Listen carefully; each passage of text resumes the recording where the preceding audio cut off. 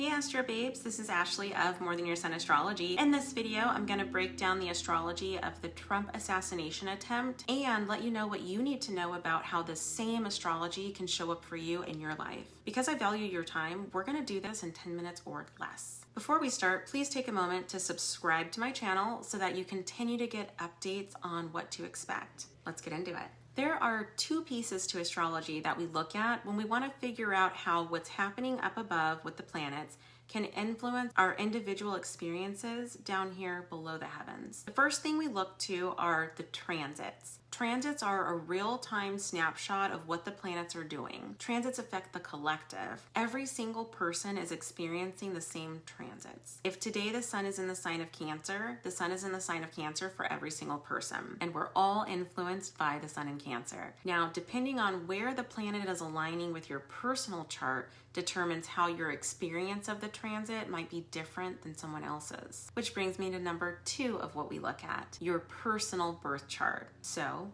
let's take Donald Trump, for example. This is Donald Trump's birth chart. It's a snapshot of exactly where the planets were at the time Donald Trump was born. The glyphs outside of the circle are the transits. This is what the planets were doing on July 13th during the assassination attempt. What we're going to look at is how these transiting planets were affecting or aspecting the planets of Trump's birth chart. A lot of times astrologers just throw the charts up there and start talking about what it means without explaining what we're looking at. So I hope this was helpful for someone, some beginner out there. When I look at this chart, there are 3 things that stand out to me. The first thing is that the sun in Cancer is on top of or conjunct Trump's Saturn. For every single person, the sun is in Cancer, but it's not conjunct everyone's Saturn. It is for Trump. The sun in astrology represents the physical body. It's your vitality. It also speaks to ego. And whatever the sun is hitting, it's lighting up that part of your chart. So the sun is lighting up Trump's Saturn. Saturn is about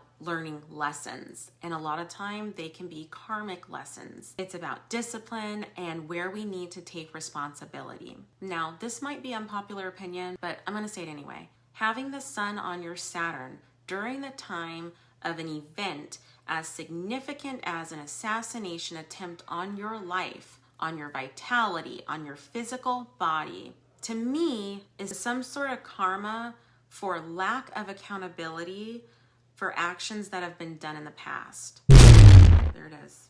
I said it. Saturn is a karmic teacher, and when we don't learn our lessons and we keep doing the same thing over and over again, Saturn doesn't go away. He tries to find new ways to teach us. When I look at this event, I can't help but think that every time Trump is given a choice on whether to take the high road and take accountability or to take the low road and deny involvement, such as when he speaks to events that took place January 6th, he tends to choose low. And unfortunately, we don't get to choose how karma shows up for us. Saturn can also be restrictive and debilitating. I would assume this event will call for Trump to have a pause, even if just for a few days to have some time to heal. The second thing that stands out to me, and the thing that you'll hear most astrologers mention in relation to this event, is that up above, Mars and Uranus are growing increasingly close. This is a transit that happens for everyone about every 2 years. And since it doesn't happen every day, it's kind of a big deal. Mars is about taking action. He's the god of war in Roman mythology and is associated with violence. Uranus brings unexpected, shocking events. It could be something good, like you get the sudden increase of money that you're not expecting, or when paired with Mars, it could be something like this, an unexpected, shocking act of violence. If we look to Trump's chart, we can see where in his life the energy is going to be. This alignment takes place in Trump's 10th house. This is the part of our chart that's related to career and public reputation. Things that happen in the 10th house are generally very public. The events are put on display for an audience to view. Astrology is literal. Now, every single person is going to have Mars and Uranus come together in a part of their chart.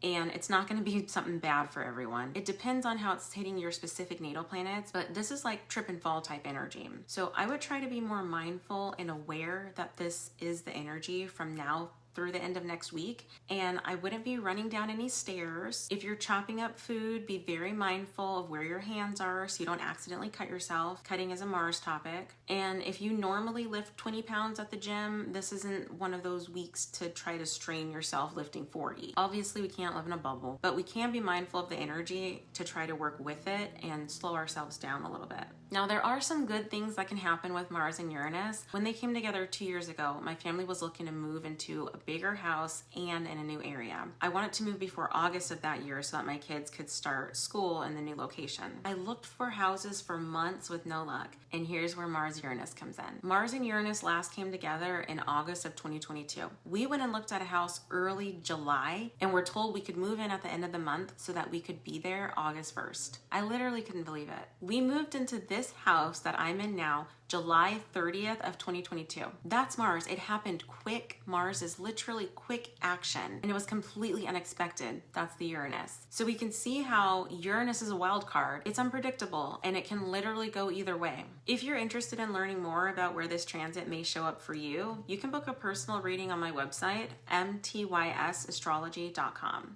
The final thing I'll speak on that stands out to me when I look at the astrology of the assassination attempt on former President Trump is the Mars-Uranus conjunction is in Taurus, squaring his natal Mars in Leo, which happens to be on his ascendant. Let me break that down. Taurus and Leo are both fixed signs, which means they square each other. Squares create tension. They can bring challenges and difficulties. So we see Mars squaring Mars. That's fight energy. That's violence. That's tension. And we already said Uranus brings shocking events. When we look at Trump's chart, we can see where in his life these events are going to take place. The ascendant is the rising sign. It speaks to yourself, and it's associated with the first house of physical appearance and self-identity. So it's literally yourself. And we already know the 10th house is public and career. So if we look at what's happening, we can see some type of martial event, Mars square Mars, that's violent, and is happening directly to the person, that's the ascendant. And we can see that it's happening in a very public way for everyone to see. That's the 10th house. As a rule of thumb, if you can see the story unfold in the chart 3 different ways,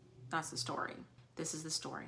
We can see it multiple ways. I hope this breakdown was useful to help better understand this very unfortunate event that occurred. I also hope that you gained some insight as to what you can expect to show up in your own life with the current transits. Please don't leave without hitting that subscribe button. And of course, if you'd like personal guidance, go to my website and book a personal reading at mtysastrology.com. While you're there, pick up a copy of my free ebook, An Everyday Guide to Parenting Children by Their Moon Sign. I'll see you next time.